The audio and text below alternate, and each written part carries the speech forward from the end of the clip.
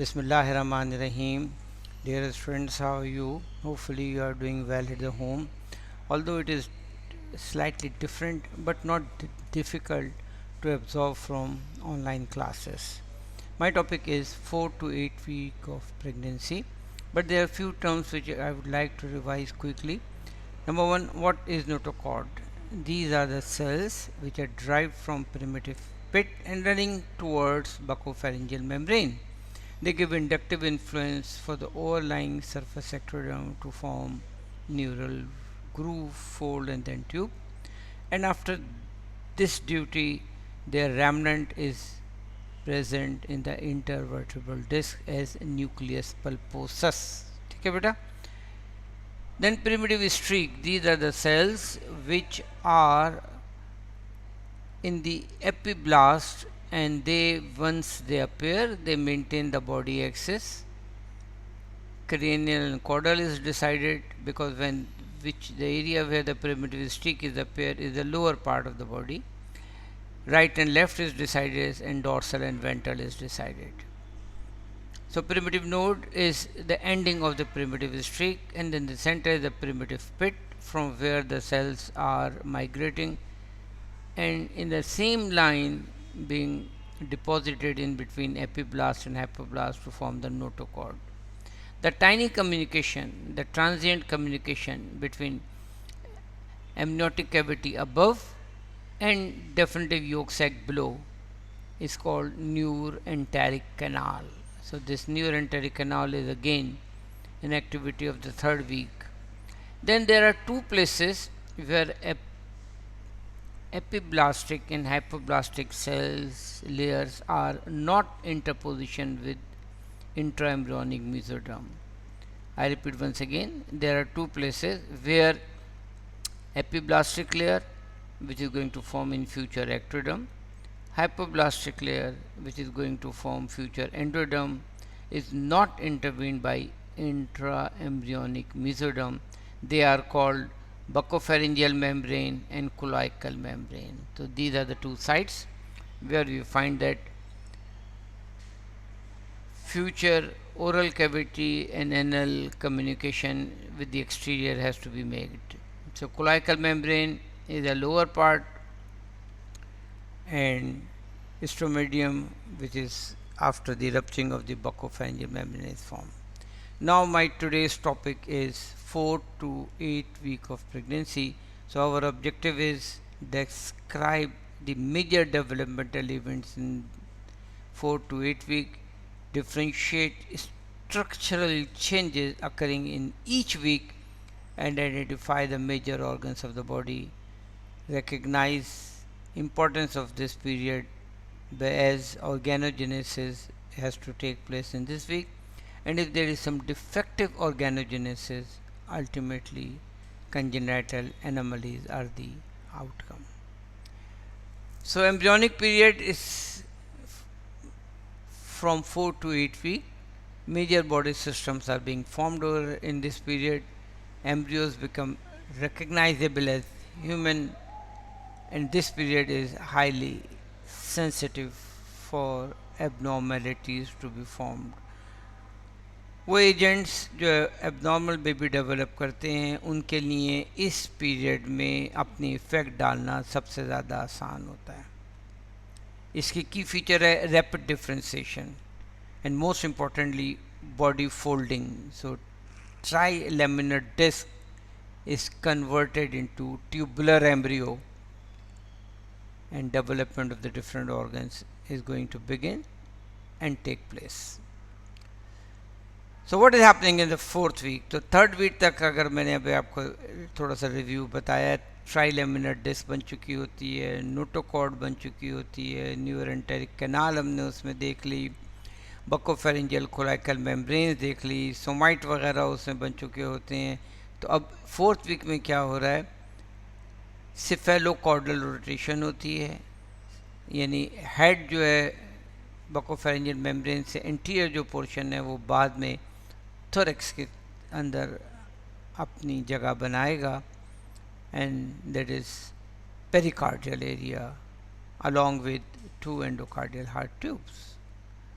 So this is cephalocardiac rotation, which is enabling the pericardial cavity and heart to gain its final position in the thorax.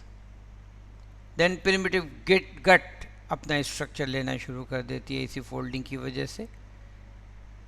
This is how we find that fore gut and hind gut पहले develop होती है, mid गट के finalisation बाद में होगा, उसकी rotation भी इसी में टेक प्लेस होगी. और न्यूरल ट्यूब जो है, जो कि बनी थी नोटोकॉर्ड की वजह से, वो उसकी जो ओपनिंग फ्री कम्युनिकेशन शुरू में होती है एमनियोटिक कैविटी से, वो कंप्लीट होना शुरू हो जाती है. तो neural tubes anterior and posterior neuropores close भी इसी 4 से 8 हफ्ते के दरमियान हो जाएंगे. These are the 2 neural pores, cranial and caudal neuropores. Then in the region of the head and neck there are some depressions on inner side endodermal pouches, outer side ectodermal clefts and in between mesodermal arches. तो pharyngeal arches develop होती हैं ये भी इसी 4 से 8 week के period में.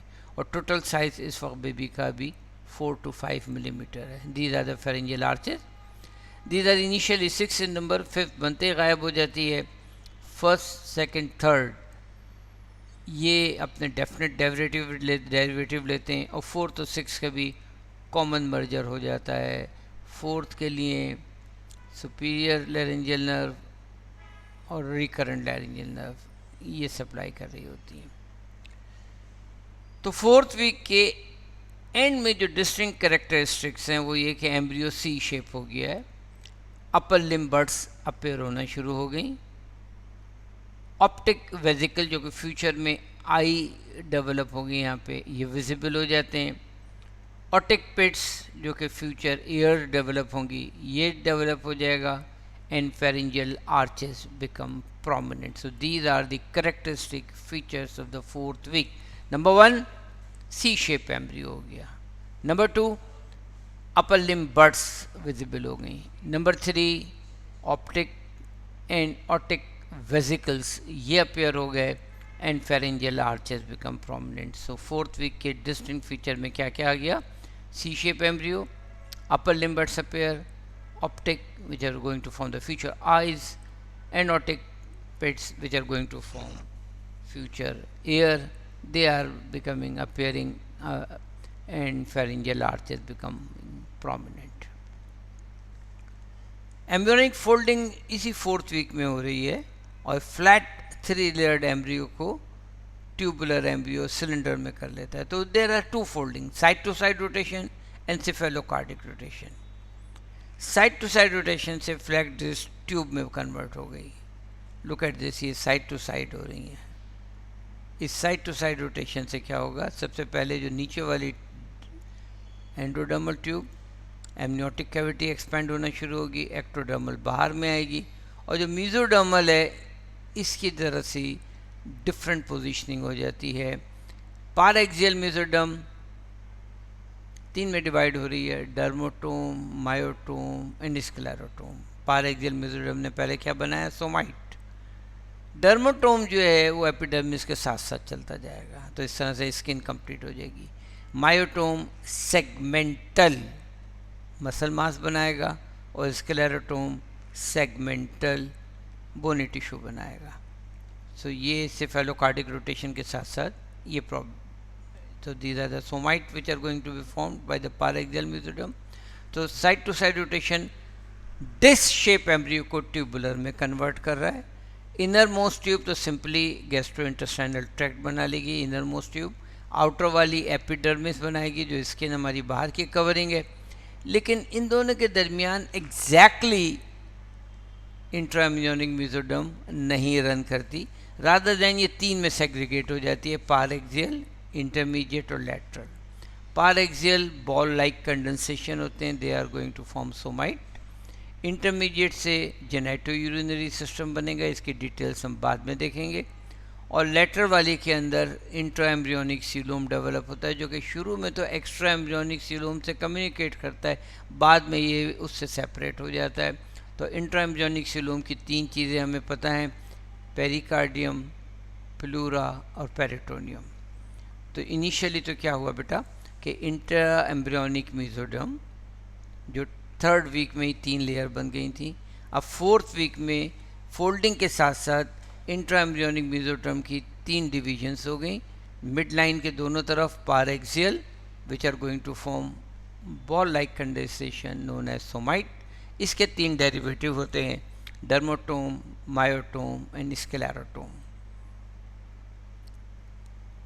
Now ये जो स्क्लेरोटोम है इसने तो बनाना है स्केलेटल टिश्यू, और डर्मोमायोटोम जो है ये बनाता है डर्मिस और मसल।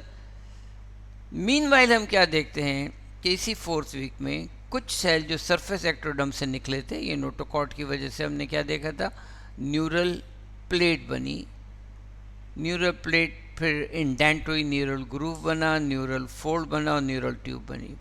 तो देर आर सर्टन सेल्स जो कि margin of the surface ectoderm से निकलते तो है न्यूरल ट्यूब में जाने के लिए, लेकिन वो ना सरफेस एक्टोडर्म में वापस जा सकते हैं ना न्यूरल ट्यूब में, बीच में सस्पेंडेड रह जाते हैं, इनको बोलते हैं न्यूरल क्रैश सेल।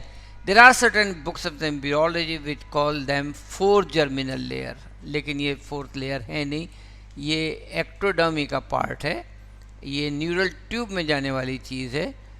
इससे बहुत सारी चीज़ें डेवलप होती हैं जिसमें हम कहते हैं sensory ganglion, sympathetic ganglion, parasympathetic ganglion, APUD cell, adrenal medulla, pia mater, arachnoid mater, neurohypophysis, enamel of the teeth, some tissue in the face of the skeletal tissue of the face, and even there are certain portion conotruncal portion of the heart.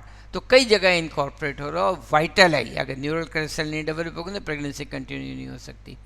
तो 4th week में हमें जो क्या क्या चीज़ें मिली, एक तो transverse folding मिली, transverse folding का एंड रिजल्ट ये है कि ट्यूबुलर एम्ब्रियो बन गया, बाहर से स्किन जो है वो डेवलप होने के लिए एपिडर्मिस आ गई, और इंट्रा एम्ब्रियोनिक मेसोडर्म के 3 पोर्शन बन गए, on either side of the mid line somite, बिल्कुल लेटरली एक cavity I which is called inter embryonic coelom, और बीच वाली जो है इंटरमीडिएट मेसोडर्म जिससे जेनाइटो यूरिनरी सिस्टम बनेगा।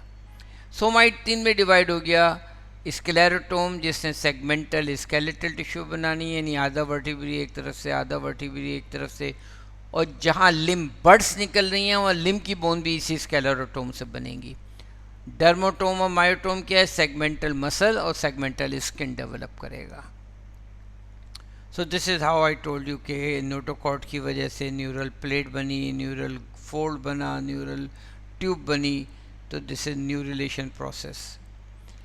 तो सेंट्रल नर्वस सिस्टम में हमें सेंट्रली पहले न्यूरल ट्यूब दिखती है, उसके अंदर एक कैविटी होती है which is called neural canal, जो कि एक्सपेंड होके बाद में हमें सेंट्रल कैनाल एक्सपेंड होके central canal of the spinal cord तो नीचे रह जाएगी, और ऊपर ये ब्रेन के अंदर expanded cavities which are called 4th, 3rd and 2 lateral ventricles बनेंगे। ग्रीन वाली जो है वो हमें नोटोकॉर्ड दिख रही है, जिसकी वजह से सारा कुछ हो, जो नोटोकॉर्ड जब ये कंप्लीट हो जाता है तो मैंने आपको शुरू की स्लाइड में दिखाई, ये इंटरवर्टिब्रल डिस्क का central toothpaste jelly like substance nucleus pulposus बनाता है। फिर जो बाहर वाली लेयर है ये प्रोटेक्टिव लेयर है, एपिडर्मिस है, इसके अलावा लेप्टोमेनिंजेस ये भी प्रोटेक्टिव लेयर्स हैं, surface ectoderm, neural crest cell जो हैं ये मैंने अभी आपको बताया कि एपिडर्मिस से निकले थे, न्यूरल ट्यूब में जाना चाहते थे, न्यूरल ट्यूब ने कबूल नहीं किया तो बीच में सस्पेंडेड रह गए, और बहुत सी बुक्स जैसे मैंने आपको बताया था कभी कभी इसको 4th जर्मिनल लेयर भी कहते हैं। फिर बॉडी के सेगमेंट्स जो हैं वो सोमाइट पे डिवाइड करते हैं, मिड लाइन के दोनों तरफ इंटरमीडिएट पार एक्सियल मेसोडर्म जो है ये बॉल लाइक कंडेंसेशन बनाते हैं जिनको सोमाइट कहते हैं। सॉलिड ब्लॉक हैं ये, डर्मोटोम, मायोटोम और स्क्लेरोटोम इसकी 3 सब डिविजन्स हैं। स्क्लेरोटोम से सेगमेंटल स्केलेटल टिश्यू बनेगी, यानी आधा वर्टिब्री एक स्केलेटोम से, आधा वर्टिब्री दूसरे स्केलेटोम से, और लिम्ब बर्ड्स के रीजन में लिम्ब की बोन्स भी इसी स्केलेटोम से बनेगी. So this is about side to side rotation. Then comes longitudinal rotation, cephalocardic rotation. इसकी तरफ थोड़ी सी तवज्जो देते हैं. इस फोल्डिंग की वजह से क्या होता है कि रैपिडली ग्रोइंग ब्रेन ये प्रीकॉर्डियल एरिया से भी आगे चला जाता है, वो धक्का देता है, वो रिस्पॉन्सिबल होता है सेफेलोकार्डिक रोटेशन के लिए.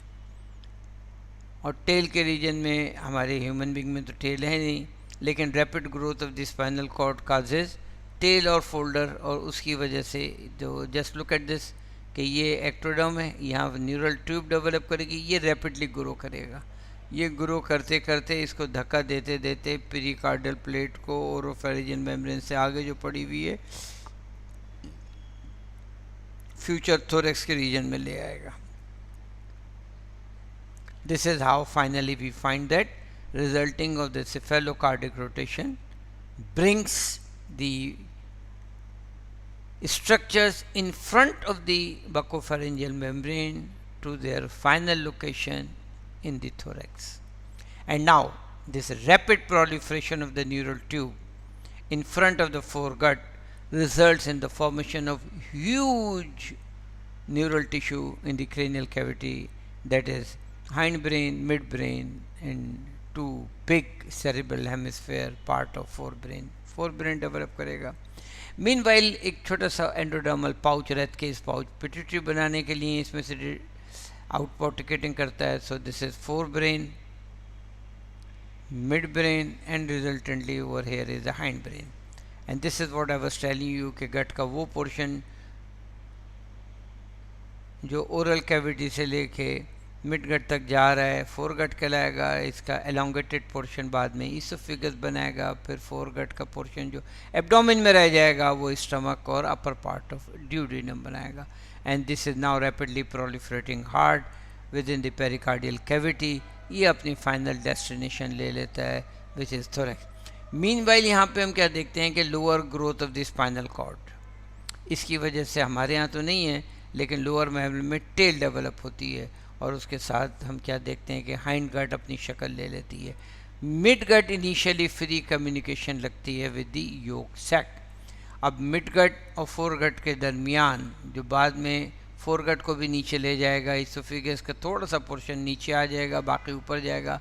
एक टिश्यू जो कि की पोर्शन, सॉलिड पोर्शन, बीच का पोर्शन, टेंडनस पोर्शन बनाएगा डायाफ्राम का. Diaphragm is the musculoaponeurotic partition between thorax above and abdomen below. ये थोरेक्स का पोर्शन है, ये एब्डोमेन का पोर्शन है, और ये वो थी connective tissue which is called septum transversum. ये भी रोटेट करके नीचे आ जाएगा. सो ब्रीफ समरी क्या है कि हेड फोल्डिंग हुई, रैपिड ग्रोथ हो गई फोर ब्रेन की, जिसकी वजह से हार्ड और सेप्टम ट्रांसफरसम जो है वो रोटेट करके, जो कि इनिशियली पहले बकोफेरेंजियल मेम्ब्रेन से भी आगे था, इंटीरियर था, सुपीरियर था, वो डाउनवर्ड आ गया और वो in front of the foregut आ गया, और उसने अपनी फाइनल लोकेशन मालूम कर ली, अपनी जगह पकड़ ली. वो जगह क्या थी? Superior part of the body cavity thorax. अब मेसोडर्मल जर्म लेयर से हम क्या देखते हैं जो थर्ड और फोर्थ वीक में फाइनलाइज हो गई, वो क्या क्या है? पारएक्सियल मेसोडर्म ने सोमाइट बनाए, और सोमाइट से तीन चीज़ें मिली थी हमें, डर्मोटोम, मायोटोम एंड स्क्लेरोटोम. इसके अलावा इंटरमीडिएट मेसोडर्म से जेनेटो यूरिनरी सिस्टम था, और लेटरल प्लेट मेसोडर्म से हमें इंट्रा एम्ब्रियोनिक सीलोम मिलती है. This is intra embryonic coelom. इसके अलावा we all know that mesoderm is also giving rise to cardiovascular system. इसके अलावा इसका मतलब कार्डियोवेस्कुलर सिस्टम, इसका मतलब हमारा क्या हुआ? Musculoskeletal system. इसका मतलब क्या हुआ? कनेक्टिव टिश्यू बहुत सारी जगहों की. इसका मतलब क्या हुआ? हमारा रीनल सिस्टम और reproductive system. They are all mesodermal in origin. Look at this diagram. This diagram is showing the completion of side to side rotation. End result is कि आउटर मोस्ट जो है इसने बनाई क्या, final covering which is obviously epidermis. Inner lining ने बना दी internal tube which is gastro intestinal tract. अच्छा, ये ट्यूब जो है फोर गट के और हाइंड गट के रीजन में तो ऐसी मिलेगी, मिड गट के रीजन में ये अभी फ्रीली कम्युनिकेट कर रही है योग सैक से। ये क्रॉस सेक्शन जो हमें मिल रहा है it is either the foregut region और the hindgut region, most probably foregut region. और ये है हमारी मिड लाइन, यहाँ पे हमें दोनों तरफ न्यूरल ट्यूब दिख रही है जो अभी पूरी तरह डेवलप नहीं हुई। और ये हमारा वो सेल्स है जिसने इंडक्स किया, इंडक्टिव इन्फ्लुएंस दे के एपिडर्मिस से न्यूरल ट्यूब बनाई। दीज आर द पाराएक्सियल जो एक्सिस के दोनों तरफ है। ये पोर्शन छोटा सा है इंटरमीडिएट मेसोडर्म का, and this is lateral plate mesoderm जो राइट एंड लेफ्ट के मिलके इंट्रा एम्ब्रियोनिक सीलोम बना रही है। So look at this transverse cross section of the embryo after completion of the lateral folding, which is in the actually ending of the third and the beginning of the fourth week. Fourth week की beginning है या बिल्कुल late ending of the third week है। तो it is about 20 to 24 days of the embryo। अब इसके की component क्या क्या मिल रहे हैं, आउटर ट्यूब मिल रही है जो कि एक्टोडर्मल इन ओरिजिन है, एपिडर्मिस बनाएगी, ठीक है। फिर हमें येलो वाली मिल रही है इनर ट्यूब, ये एंडोडर्म है, गैस्ट्रोइंटेस्टाइनल ट्रैक्ट प्रिमिटिव गट बनाएगी। और जो हमारी न्यूरल ट्यूब है वो एपिडर्मिस से क्योंकि ड्राइव हुई है लिहाजा वो भी ब्लू में दिख रही है। और चौथी चीज़ जो दिख रही है राइट रेड वाली, वो क्या दिख रही है, मेसोडर्म की वजह से सीलोम भी दिख गया हमें, मेसोडर्म की वजह से हमें सोमाइट भी दिख गए। और इंटरमीडिएट मेसोडर्म जो है सर्वाइकल रीजन में तो इधर बना इधर गायब हुआ, प्रोनेफ्रोस बनाता है, मीजोनेफ्रोस की डक्ट परसिस्ट कर दी और मेटानेफ्रिक टिश्यू से परसिस्ट कर दी है। इसकी डिटेल हम पढ़ेंगे इंशाल्लाह ताला जब जेनाइटो यूरिनरी सिस्टम की डेवलपमेंट पढ़ेंगे। राइट नाउ जो एम्प्टी स्पेस हमें दिख रही थी जो कि रेड वाली मेम्ब्रेन से है, इंट्राएम्ब्रियोनिक मेसोडर्म से, this is going to form coelom. Coelomic cavities body में 3 हैं, पेरिकार्डियम, प्लूरा एंड पेरिटोनियम, तो इसी से ड्राइव होती है ये। सोमाइट को एक बार फिर दोबारा देख लेते हैं कि what are somite, these are the condensation of the paraxial mesoderm. ये क्या है बनाते हैं हमें, डर्मोटोम, स्क्लेरोटोम, मायोटोम, न्यूट्रोकॉट भी दिख रही है हमें। और इंटरमीडिएट मेसोडर्म जिसे किडनी और गोनेट दिख रहे हैं। इसके अलावा हमें एड्रिनल रीजन्स भी कॉर्टेक्स का हिस्से से मिलेगा। मेडुला मैं अभी आपको बता चुका हूँ कि न्यूरल क्रेस्ट सेल से डेवलप होता है।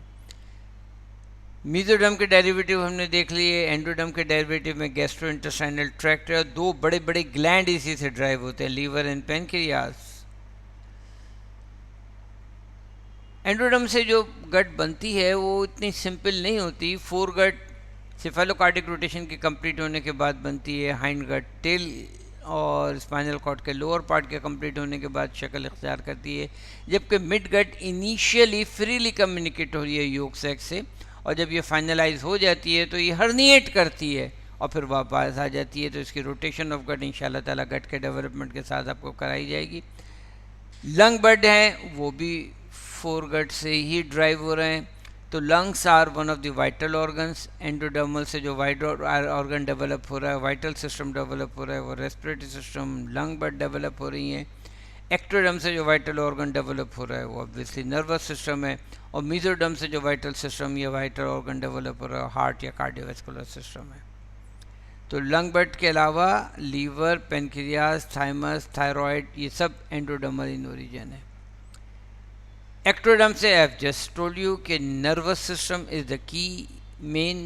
इसके अलावा न्यूरल क्रेस्ट सेल भी इसी से डेवलप हो रहे हैं, एपिडर्मिस भी इसी से डेवलप हो रही है। इसके अलावा lower part of the anal canal, anterior 2/3 of the oral cavity, lower part of the nostril, और स्किन के जितने अपेंडेजेस हैं जिससे स्वीट ग्लैंड हैं, हेयर फॉलिकल हैं, नेल्स हैं, ये भी एक्टोडर्मल इन ओरिजिन है। तो एम्ब्रियोनिक पीरियड जो है ये 4 to 8 वीक ऑफ डेवलपमेंट है, और इसमें शेप एम्ब्रियो की जो ह्यूमन लाइक लेना शुरू कर देता है। और यही वो टाइम है जिसमें अगर कोई कंजेनाइटल एनोमली डेवलप हो रही है तो उसको पिक करना है हमें। So fourth week 22 to 23 day में एम्ब्रियोज ऑलमोस्ट स्लाइटली कर्व्ड होना शुरू हो गया है। फर्स्ट मैंडिबुलर और second hyoid branchial arches appear होना शुरू हो गई हैं।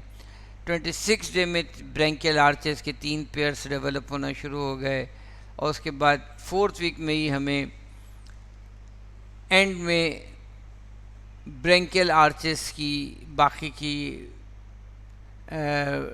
डेवलपमेंट भी कंप्लीट होते हुए दिखती है। तो हम ब्रेंकियल आर्चेस देखते हैं, होती तो 6 हैं, फिफ्थ तो बनी और गायब हो गई और 4, 6 मर्ज हो गई, तो तकरीबन 4 ही ब्रेंकियल आर्चेस हमें अपेयर होती हुई दिखेंगी, first, second, third and merger of fourth and sixth. इसके अलावा लेंस प्ले कोड हमें दिखना शुरू हो जाएगा।